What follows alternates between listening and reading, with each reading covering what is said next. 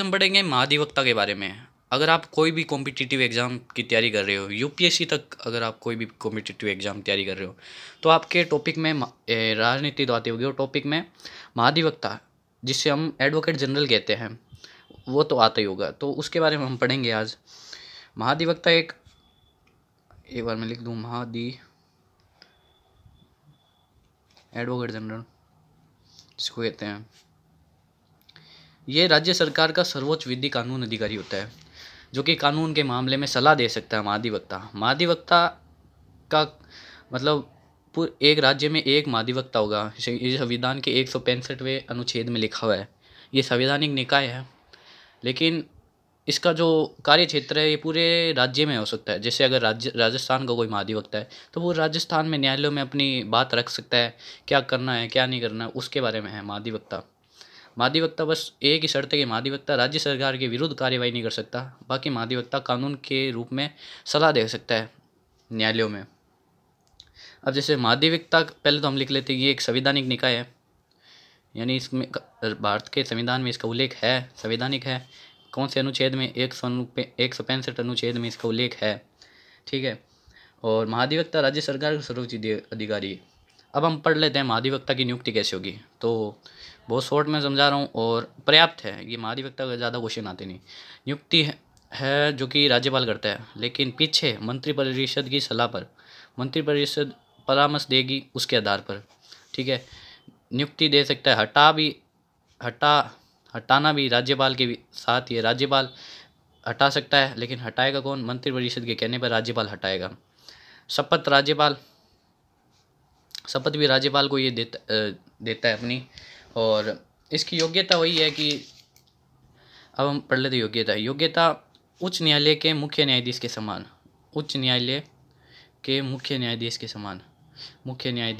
समान, ठीक है।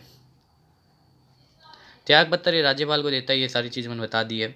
महाधिवक्ता सरकारी कर्मचारी नहीं है, यानी कि अपनी खुद की प्रैक्टिस खुद कर सकता है, ये किसी के अंडर में नहीं है।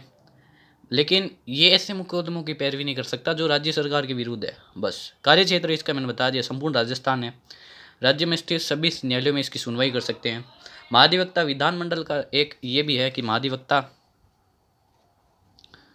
महाधिवक्ता है जो विधानमंडल का सदस्य नहीं है, लेकिन वो बैठक में बैठ सकता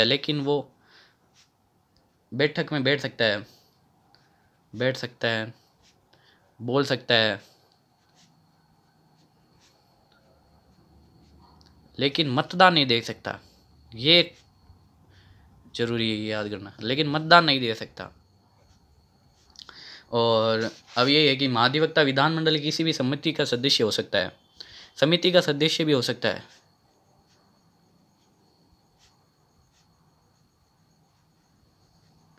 बैठक में भाग ले सकता बस। अब अगर आप यूपीएससी की तैयारी कर रहे हो तो आपके लिए पर्याप्त है इतना जानना कि कैसे क्या हुआ।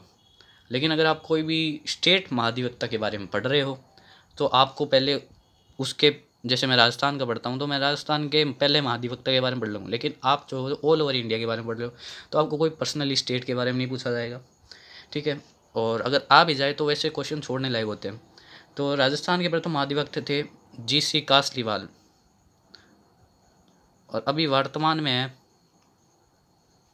राजेंद्र प्रसाद गुप्ता।